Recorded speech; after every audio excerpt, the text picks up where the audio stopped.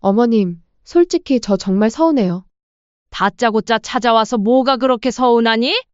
저희는 손주도 안 봐주시고, 여행도 안 껴주시고, 집도 형님네만 사주시고. 저희만 차별하시는 거 아니에요? 형님네만 자식이고 저희는 자식도 아니에요? 하윤아, 내가 남처럼 지내고 싶다고 할 땐 언제고? 가족도 아닌 남한테 집 사주는 정신 나간 사람도 있니? 어머님, 설마 했는데 그때 말한 거 가지고 이렇게 째째하게 그러시는 거예요? 째째하다고. 너가 원하는 대로 해줬을 뿐인데 무슨 말이니? 그냥 그건 어느 정도 거리를 두고 지내고 싶다는 거지. 이렇게까지 차별하라고 한 건 아니라고요. 그거 참 편리한 말이다.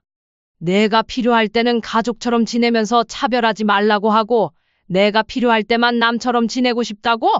그게 아니라. 둘 중 하나만 하지 그러니? 너가 원해서 남처럼 지내고 있는 건데 대체 뭐가 불만인 거니? 장단 맞춰주기 힘드니까 하나만 하거라. 오늘 이야기의 주인공은 71세 조영숙 씨입니다. 남편과 사별한 지 5년째 두 아들을 두고 혼자 지내고 있습니다. 영숙 씨에게는 두 며느리가 있었습니다. 첫째 아들 재민이의 아내인 첫째 며느리 은지와 둘째 아들 민재의 아내인 둘째 며느리 하윤이었죠. 그런데 이 두 며느리는 정말 하늘과 땅 차이였습니다. 첫째 며느리 은지는 남편을 잃고 슬퍼하는 시어머니를 진심으로 챙겼습니다. 시아버지 장례식 때도 영숙 씨를 누구보다 많이 챙겼고 그 이후에도 일주일에 2번씩은 꼭 안부를 묻곤 했죠. 어머님, 오늘 저녁은 뭐 드셨어요? 제가 반찬 좀 해드릴까요? 아이고, 괜찮다. 너도 직장 다니느라 힘들 텐데. 아니에요. 어머님 혼자 계시는데 제가 안 챙기면 누가 챙겨요? 첫째 며느리 은지는 정말 자연스럽게 영숙 씨를 챙겼습니다. 억지스럽지 않았고 의무감에서 하는 것도 아니었습니다. 진짜 가족처럼 생각한다는 게 말과 행동에서 고스란히 느껴졌죠. 반면 둘째 며느리 하윤은 달랐습니다. 처음에는 영숙 씨도 새 며느리니까 조심스러워하는구나 싶었습니다. 결혼 초기에는 누구나 그럴 수 있는 일이잖아요. 하윤아, 시집와서 고생이 많구나. 어려운 일 있으면 말하거라. 네, 어머님. 하지만 둘째 며느리 하윤의 대답은 늘 그랬습니다. 짧고 건조하고 어떤 감정도 느껴지지 않았죠. 시간이 갈수록 그 태도는 더욱 분명해졌습니다. 가족 모임이 있을 때마다 둘째 며느리 하윤이는 항상 빠졌습니다. 어머님, 죄송한데 저 몸이 좀 안 좋아서요. 아, 그래? 많이 아프니? 네, 그냥. 피곤해서요. 그런 식으로 가족 모임을 피해가는 일이 반복되었습니다. 영숙 씨는 그때도 젊은 애들은 바쁘겠지 하며 넘어갔죠. 명절 때도 마찬가지였습니다. 요즘에 누가 시댁에서 명절을 보내나요? 그냥 간단히 하면 안 될까요? 너희들이 편한 대로 해라. 영숙 씨는 늘 그렇게 말했습니다. 며느리들에게 부담을 주고 싶지 않았거든요. 하지만 마음 한편으로는 서운함이 쌓여가기도 하였죠. 반면 첫째 며느리 은지는 정반대였습니다. 명절이 다가오면 미리 연락해서 무엇을 준비할지 물어보고 시장에 가서 함께 장을 보자고 했죠. 어머님, 올해는 제가 나물 좀 무쳐올까요? 어머님 손이 아프시잖아요. 괜찮다 힘들게 뭘 그런 것까지 하니 고맙구나. 아니에요. 제가 하고 싶어서 그러는 거예요. 어머님이 해주시는 나물이 너무 맛있어서 배우고 싶거든요. 첫째 며느리 은지와 둘째 며느리 하윤. 같은 며느리인데도 이렇게 다를 수가 있나 싶었습니다. 결정적인 사건은 작년 영숙 씨의 칠순 생일이었습니다. 큰아들 재민이 미리 상의했습니다. 엄마, 칠수는 좀 제대로 해드리고 싶어요. 호텔에서 작게라도 가족들끼리 모여서요. 괜찮다. 늙은 게 뭐 자랑이라고 돈이나 들지.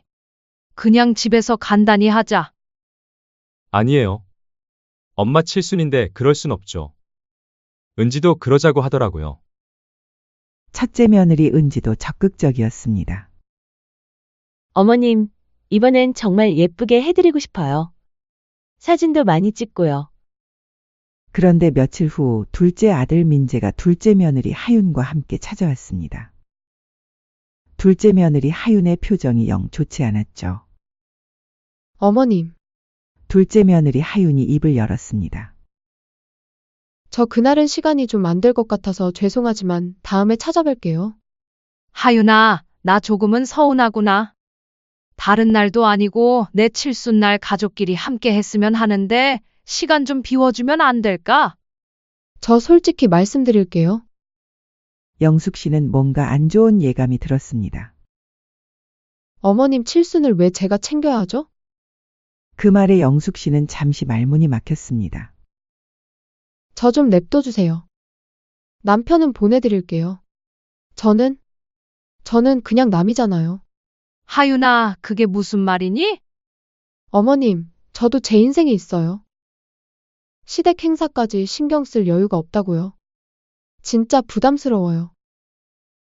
서운하실 거 알지만 이렇게 단도직입적으로 말씀 안 드리면 눈치 없이 계속 저 부르실 것 같아서 어쩔 수 없이 말씀드려요. 어차피 남인데 가족인 척하는 게 더 이상하지 않나요? 영숙 씨는 그 순간을 평생 잊을 수 없었습니다. 둘째 며느리 하윤의 차가운 눈빛, 무표정한 얼굴, 그리고 남이라는 단어. 그래, 알겠다. 너는 시댁을 가족이 아니라 생각하는구나. 괜찮다. 내가 부담스러우면 오지 않아도 돼. 감사합니다. 이해해 주셔서 감사해요, 어머님. 둘째 며느리 하윤은 그렇게 말하고는 민재와 함께 나갔습니다. 4년 동안 생일 때마다 용돈을 챙겨주고 손주가 태어났을 때는 몇 달이고 집안일을 도와주었는데 둘째 며느리 하윤에게는 그 모든 게 남이 해준 일이었던 거죠. 영숙 씨는 그날 밤 마음속으로 다짐했습니다. 그래, 그 말 절대 잊지 않겠다. 내가 남이라고 했으니 앞으로는 정말 남처럼 지내자. 칠순잔치는 예정대로 열렸습니다.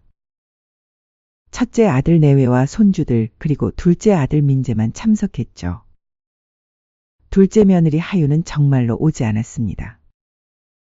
그날 이후 영숙 씨의 마음속에서 둘째 며느리 하윤에 대한 기대는 완전히 사라졌습니다.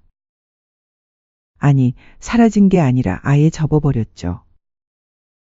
며느리라고 생각했기에 서운했던 것이고 가족이라고 여겼기에 기대했던 것입니다. 하지만 둘째 며느리 하윤 스스로 그 관계를 거부했으니 영숙 씨도 더 이상 무리하지 않기로 했습니다.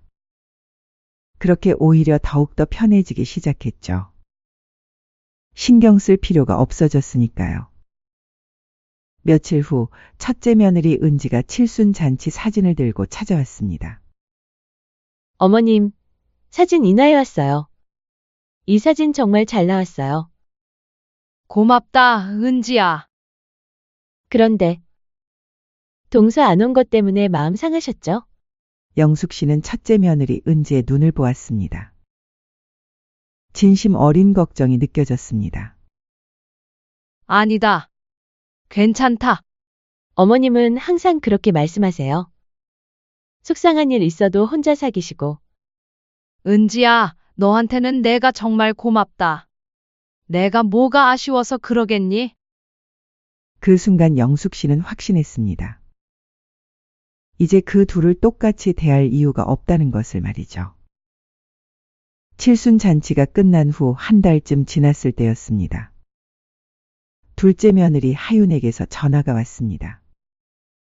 어머님, 예준이가 감기에 걸려서 어린이집을 못 가는데요. 혹시 오늘 하루만 봐주실 수 있으세요? 영숙 씨는 잠시 침묵하더니 대답했습니다. 아, 그래?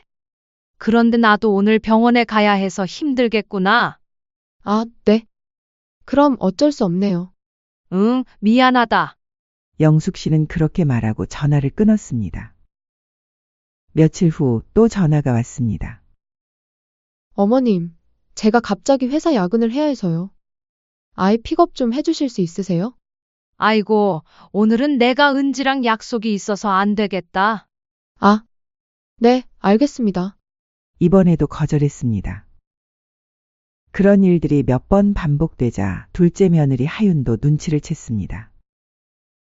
하지만 확실하지 않아서 의심만 할 뿐이었죠. 어째 어머님이 나를 피하는 것 같네. 한편 첫째 며느리 은지에게는 정반대였습니다. 영숙 씨는 기꺼이 첫째 아들 부부의 손주는 기꺼이 봐주었죠. 그렇게 손주를 봐주는 영숙 씨에게 고마웠는지 첫째 며느리가 영숙 씨에게 일본 여행을 제안했죠. 어머님, 혹시 이번에 일본 여행 같이 가실래요? 시간 되세요? 일본 여행? 가족끼리 가면 너무 좋겠구나. 그럼 같이 가시는 걸로 알고 있을게요, 어머님. 그렇게 영숙 씨는 첫째 가족과 함께 일본 여행을 계획했습니다. 둘째 가족에게는 말하지도 않았죠. 며칠 후 가족 단톡방에 첫째 며느리 은지가 숙소 예약 완료 소식과 함께 받아 뷰 사진을 올렸습니다. 영숙 씨는 고생했다며 고마워했고 재미는 오랜만에 가족여행이라며 기뻐했죠. 둘째 아들 민재와 둘째 며느리 하윤도 이 대화를 다 보고 있었습니다. 하지만 아무도 그들에게는 여행 이야기를 꺼내지 않았죠. 민재가 조심스럽게 언제 가는지 물어봤지만 영숙 씨는 다음 주 금요일이라고만 답했을 뿐이었습니다. 그 후로 단톡방은 조용해졌습니다. 여행 당일 가족 단톡방에는 즐거운 사진들이 계속 올라왔습니다. 공항에서 출발하는 모습, 일본 도착 소식, 영숙 씨가 손주들 간식까지 챙겨준 이야기. 첫 가족여행이라며 행복해하는 은지의 메시지들이 이어졌죠. 둘째 아들 민재는 이 사진들을 보며 씁쓸했습니다. 둘째 며느리 하윤은 단톡방을 보다가 결국 폰을 내려놨죠. 그 후로도 영숙 씨와 첫째 가족의 관계는 더욱 돈독해졌습니다. 반면 둘째 가족과는 점점 멀어져만 갔죠. 어느 날 첫째 며느리 은지가 영숙 씨에게 말했습니다. 어머님, 요즘 전세값이 너무 올라서 이사를 고민하고 있어요. 그래? 어디로 이사 갈 생각이니? 신도시 쪽으로 보고 있는데 아이들 교육 환경도 좋고요. 좋은 생각이다. 아이들을 위해서라면 좋은 곳으로 가야지. 그런데 집값이 너무 비싸서 고민이에요. 영숙 씨는 잠시 생각하더니 말했습니다. 내가 좀 보태줄게. 어머님? 그런데 너무 큰 돈인데. 뭘, 은지 내가 평소에 나한테 얼마나 잘해줬는데. 그 정도는 해줘야지. 너네들이 행복하게 잘 살기만 하면 되는 거야. 어머님, 정말 괜찮으세요? 그럼 당연하지. 우리 가족을 위한 건데. 영숙 씨는 정말로 첫째 아들 부부에게 신도시 아파트를 사줬습니다. 그리고 가족 단톡방에 첫째 며느리 은지가 어떻게 감사 인사를 드려야 할지 모르겠다며 감격해하는 메시지를 올렸습니다. 첫째 아들은 평생 잊지 않겠다고 했고 영숙 씨는 당연한 일이라며 담담하게 답했죠. 은지는 아이들이 좋은 환경에서 클 수 있게 됐다며 연신 감사를 표했습니다. 둘째 아들 부부는 이 대화를 보며 충격을 받았습니다. 한참 후에 민재가 조심스럽게 형한테 집 사주신 거 맞냐고 물어봤지만 영숙 씨는 그렇다고만 답했을 뿐이었습니다. 그게 전부였습니다. 더 이상 무슨 말을 해야 할지 모르겠더군요. 며칠 후 첫째 아들 내외가 새 집으로 이사를 했습니다. 영숙 씨도 이사를 도왔죠. 어머님, 정말 감사해요. 어머님 덕분에 이렇게 좋은 집에서 살게 됐어요. 뭘 당연한 일이야. 어머님, 집들이 언제 할까요? 내가 편한 때 해라. 네, 그럼 다음 주말에 할게요. 그리고 가족 단톡방에 집들이 소식이 올라왔습니다. 은지는 다음 주 토요일에 집들이를 한다며 영숙 씨를 먼저 초대했고 재미는 어머니가 사주신 집에서 하는 첫 집들이라며 감격했죠. 첫째 며느리는 영숙 씨와 함께해서 더 의미 있다고 말했습니다. 둘째 부부는 이 대화를 보며 자신들도 초대받기를 기다렸습니다. 하지만 아무도 그들을 언급하지 않았죠. 결국 민재가 조심스럽게 자신들도 집들이에 가겠다고 했지만 영숙 씨는 가족끼리만 하기로 했다고 답했습니다. 그날 밤 둘째 며느리 하윤이는 민재에게 말했습니다. 요즘 어머님이 우리를 좀 멀리 하시는 것 같지 않아? 이게 말이 돼. 형님네만 자식이고 우리는 자식도 아니라 이거야? 왜 자식을 차별하시는 건지 도통 이해가 안 되네? 그렇게 집들이가 끝난 지 며칠 후였습니다. 어느 날 오후 영숙 씨가 집에서 TV를 보고 있는데 초인종이 울렸습니다. 문을 열어보니 둘째 며느리 하윤이 서 있었죠. 어머님, 안녕하세요. 하윤아, 웬일로 왔니? 둘째 며느리 하윤은 어색하게 웃으며 집 안으로 들어왔습니다. 요즘 어머님이랑 너무 멀어진 것 같아서요. 그래서 인사드리러 왔어요. 영숙 씨는 그저 고개만 끄덕였습니다. 둘째 며느리 하윤은 잠시 주위를 둘러보더니 입을 열었습니다. 어머님, 그나저나. 저희는 집 언제 사주실 거예요? 영숙 씨는 하윤을 빤히 쳐다봤습니다.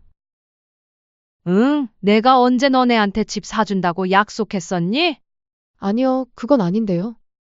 형님네는 집 사주셔서 저희도 언제 사주시려나 했죠? 둘째 며느리 하윤은 뻔뻔하게 말했습니다. 영숙 씨는 차분하게 대답했습니다. 일 없다. 너네 지금 살고 있는 집도 넉넉하지 않니? 그 말에 둘째 며느리 하윤의 얼굴이 변했습니다.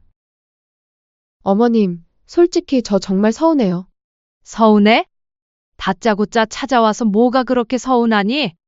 저희는 손주도 안 봐주시고, 여행도 안 껴주시고, 집도 형님네만 사주시고.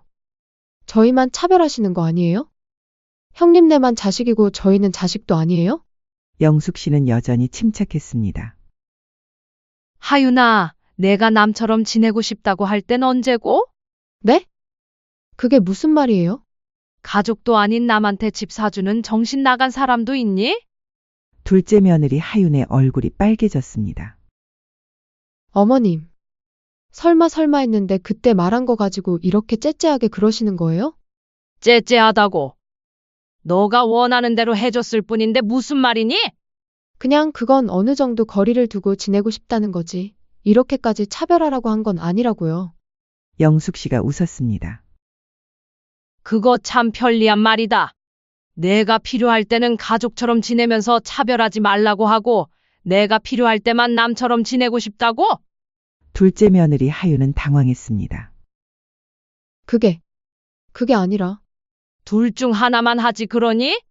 어머님, 그때는 제가 너무 힘들어서. 힘들어서 시어머니를 남이라고 해? 너가 원해서 남처럼 지내고 있는 건데 대체 뭐가 불만인 거니? 어머님, 그래도 이렇게까지 하실 거예요? 저희도 자식인데요. 이건 진짜 아니잖아요. 한 번 말 실수했다고 평생 이렇게 하실 거예요? 말실수라니 하윤아, 그게 내 진심이었잖아. 말뿐만 아니고 매번 행사 때마다 바쁘다는 핑계로 안 오고, 심지어 내 칠순 때마저도 그렇게 거리를 두었으면서, 그게 어떻게 말실수뿐인 거니? 둘째 며느리는 순간 말문이 막혔습니다. 이번 기회에 평소에 나한테 어떻게 했는지 생각해봐라. 저 나름대로 최선을 다했는데요. 최선? 가족 모임도 제대로 안 나오고 명절도 싫어하면서? 그렇다고 이렇게까지 할 거예요? 하윤아, 솔직히 말해봐. 내가 지금 여기 온 이유가 뭐야? 어머님이랑 가까워지고 싶어서요. 정말? 언제부터? 둘째 며느리는 당황했습니다. 그게 혹시 내가 첫째한테 집 사준 걸 보고 나서부터 아니야? 하윤의 얼굴이 새빨개졌습니다. 아니에요. 하윤아, 거짓말하지 말거라. 사람이 진실되게 살아야지. 너가 거짓말하고 있다는 거 얼굴에 다 쓰여 있다. 어머님. 아무리 그래도 이렇게까지 하시는 건 너무해요. 제가 행사 참석 안 한 것 때문에 집도 안 해주신다고요? 그것도 형님네는 해줬으면서? 하윤아, 그럼 내가 지금까지 나한테 진심으로 잘한 적이 있나? 둘째 며느리 하윤은 대답할 수 없었습니다. 하윤아, 은지를 봐라. 얘는 나한테 어떻게 하는지. 은지 언니는 그냥 성격이 그런 거 아니에요? 성격? 하윤아, 은지는 나를 진짜 가족으로 생각해. 그래도 예전에는 최대한 차별 없이 둘 다 잘 대해주고 가족처럼 지내고 싶었다. 그런데 너가 먼저 남남처럼 지내자고 했잖니? 사람은 자기가 한 말에 책임을 져야 해. 둘째 며느리 하윤이 울먹였습니다. 어머님, 너무해요. 내가 너무해? 하윤아, 누가 먼저 선을 그었는지 생각해봐라. 집 아들 생각하지 말고 마음부터 바꿔라. 하지만 이미 늦었어. 어머님, 진짜 가족이 되고 싶었다면 그때 사과했어야지. 지금 와서 하는 건 그냥 욕심이야. 머리에 계산기 굴러가는 소리 다 들리니까 그만 포기하고 가거라. 둘째 며느리 하윤은 결국 아무것도 얻지 못하고 집을 나섰습니다. 그날 이후 영숙 씨는 더욱 확신했습니다. 자신의 선택이 옳았다는 것을. 사람은 결국 본색이 드러난다는 것을. 그리고 말에는 책임이 따른다는 것을 말이죠. 그날 이후 둘째 며느리 하윤은 완전히 조용해졌습니다. 더 이상 부탁 전화도 걸어오지 않고 집에 찾아오지도 않았죠.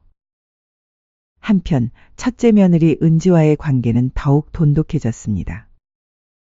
첫째 며느리 은지는 자주 찾아와서 영숙 씨를 돌봤습니다. 자연스럽고 편안하게 말이죠. 여름이 지나고 가을이 왔습니다. 영숙 씨와 첫째 가족은 단풍 구경도 함께 다녀오고 아이들 운동회에도 함께 갔습니다. 할머니, 저 1등 했어요. 그래? 우리 손주가 최고네. 영숙 씨는 손주들과 즐거운 시간을 보냈습니다. 겨울이 되었습니다. 영숙 씨는 은지와 함께 김장도 담그고 연말 가족 모임도 가졌죠. 물론 첫째 가족들과만요. 그렇게 1년이 흘렀습니다. 이제 영숙 씨의 생일이 다가왔습니다. 71번째 생일이었죠. 첫째 며느리 은지는 한 달 전부터 준비를 시작했습니다. 어머님, 올해 생신은 어떻게 할까요? 맛있는 거 해드릴게요. 은지야, 뭘 그렇게까지. 어머님 생신인데 당연한 거죠. 은지는 정성껏 음식을 준비했고 영숙 씨가 좋아하는 꽃다발도 주문했습니다. 생일 당날 첫째 가족이 모두 모여 따뜻한 생일상을 차렸습니다. 할머니, 생일 축하해요. 손주들이 영숙 씨를 안으며 인사했습니다. 어머님, 건강하게 오래오래 사세요. 은지도 영숙 씨의 손을 꼭 잡으며 말했습니다. 저녁을 먹고 있을 때였습니다. 초인종이 울렸죠. 문을 열어보니 둘째 아들 민재와 둘째 며느리 하윤 그리고 손주 예준이가 서 있었습니다. 하윤의 손에는 작은 케이크가 들려 있었죠. 어머님, 생신 축하드려요. 하윤은 고개를 숙이며 조심스럽게 말했습니다. 1년 만에 보는 하윤의 모습이 많이 달라 보였습니다. 영숙 씨는 잠시 그들을 바라봤습니다. 들어와라. 하윤은 영숙 씨 앞에 조심스럽게 케이크를 내려놓았습니다. 어머님, 늦었지만 생신 축하드려요. 그리고 정말 죄송해요. 하윤의 목소리는 떨리고 있었습니다. 고맙다. 그날 저녁 가족들이 모두 돌아간 후 영숙 씨는 혼자 남은 케이크를 바라봤습니다. 작은 케이크였지만 정성스럽게 고른 티가 났습니다. 그 후로 조금씩 변화가 보이기 시작했습니다. 며칠 후 하윤이 영숙 씨 집 앞에 반찬을 놓고 갔습니다. 메모도 함께 있었죠. 어머님, 김치가 떨어지셨을까봐 담가왔어요. 맛없으면 버리셔도 돼요. 영숙 씨는 그 반찬을 맛봐봤습니다. 1년 전보다 훨씬 정성스럽게 만든 티가 났습니다. 일주일 후 또 반찬이 왔습니다. 이번에는 영숙 씨가 좋아하는 나물이었죠. 어머님, 시장에서 좋은 나물이 나와서 무쳐왔어요. 어머님 입맛에 맞을지 모르겠네요. 영숙 씨는 그 나물을 먹으며 생각에 잠겼습니다. 한 달이 더 지났습니다. 하윤은 꾸준히 반찬을 가져다 놓았지만 직접 얼굴을 보이지는 않았습니다. 마치 영숙 씨의 눈치를 보는 것 같았죠. 어느 날 영숙 씨가 감기에 걸렸습니다. 며칠 동안 몸살이 심해서 움직이기 힘들었죠. 그때 둘째 아들 민재에게 전화가 걸려왔습니다. 엄마 괜찮으세요? 응, 감기 좀 걸렸어. 걱정하지 말거라. 하윤이가 죽 끓여서 보내달라고 하는데 가져다 드릴까요? 영숙 씨는 잠시 망설이다가 고개를 끄덕였습니다. 그럼 고맙다고 전해라. 30분 후 민재가 따뜻한 죽을 가져왔습니다. 하윤이가 어머니 좋아하시는 전복죽으로 끓였대요. 영숙 씨는 그 죽을 먹으며 복잡한 심정이었습니다. 1년 전에 하윤이라면 이렇게까지 하지 않았을 텐데. 며칠 후 영숙 씨가 회복되자 하윤이 조심스럽게 안부 인사를 보내왔습니다. 어머님, 몸은 좀 어떠세요? 죽이 입에 맞으셨는지 모르겠네요. 무리하지 마시고 푹 쉬세요. 그런 어느 날 영숙 씨는 혼자 생각에 잠겼습니다. 하윤이가 1년 동안 많이 바뀌긴 했네. 반찬도 꾸준히 갖다 주고, 안부도 묻고, 아픈 것도 챙겨주고. 1년 전 같으면 이런 건 꿈도 못 꿨을 텐데. 하지만 영숙 씨의 마음 한구석에는 여전히 의심이 남아 있었습니다. 진짜 변한 걸까? 아니면 또 뭔가 바라는 게 있는 걸까? 그때 남처럼 지내고 싶다. 던 하윤의 말이 떠올랐습니다. 그 차가운 목소리와 표정까지. 사람이 1년 만에 그렇게 변할 수 있나? 며칠 후 둘째 아들 민재가 또 찾아왔습니다. 어머니, 하윤이가 정말 많이 반성하고 있어요. 그래? 네, 1년 동안 정말 많이 생각했다고. 어머니한테 어떻게 사과해야 할지 모르겠다고 해요. 영숙 씨는 가만히 민재를 바라봤습니다. 민재야, 하윤이가 정말 변했다고 생각하니? 네, 확실히 1년 전과는 달라요. 어머니 얘기도 자주 하고 그때 일을 정말 후회한다고. 그래? 엄마, 한 번만 더 기회를 주시면 안 될까요? 영숙 씨는 한참을 생각했습니다. 1년이라는 시간이 사람을 변화시킬 수 있을까? 하윤이 요즘 보이는 모습이 진심일까? 아니면 또 다른 계산일까? 그날 밤 영숙 씨는 잠이 오지 않았습니다. 창밖을 바라보며 깊은 고민에 빠졌죠. 은지는 처음부터 진심이었어. 5년 동안 한결같이. 하지만 하윤이는 1년 만에 변했다고 하네. 받아들여야 할까? 아니면 계속 선을 그어야 할까? 영숙 씨의 마음속에서는 두 가지 생각이 맞서고 있었습니다. 한편으로는 1년 동안 꾸준히 노력했으니 라는 마음이 있었고, 다른 한편으로는 그래도 그때 상처가 너무 컸어 라는 생각이 있었습니다.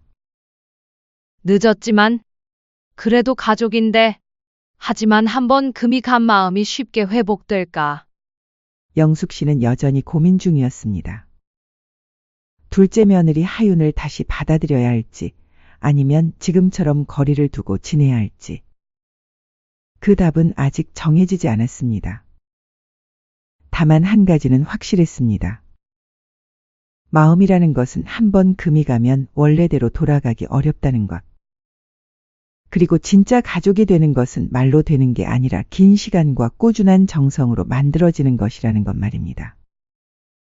영숙 씨의 고민은 계속되고 있었습니다. 말 한마디로 천냥 빚을 갚는다. 는 속담이 있습니다. 하지만 때로는 말 한마디가 천냥 빚을 만들기도 하죠. 작은 며느리 하윤이가 내뱉은 남처럼 지내고 싶다. 는 한마디는 그동안 쌓아온 관계를 한순간에 무너뜨렸습니다. 여러분이 영숙 씨 입장이라면 어떻게 하실 건가요? 용서를 해주고 기다려 주실 건가요?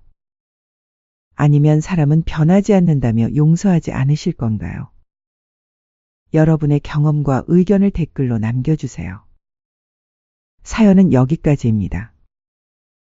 인생의 흔적을 시청해주신 여러분 감사드리며 끝으로 구독과 좋아요 한 번씩 부탁드립니다. 감사합니다.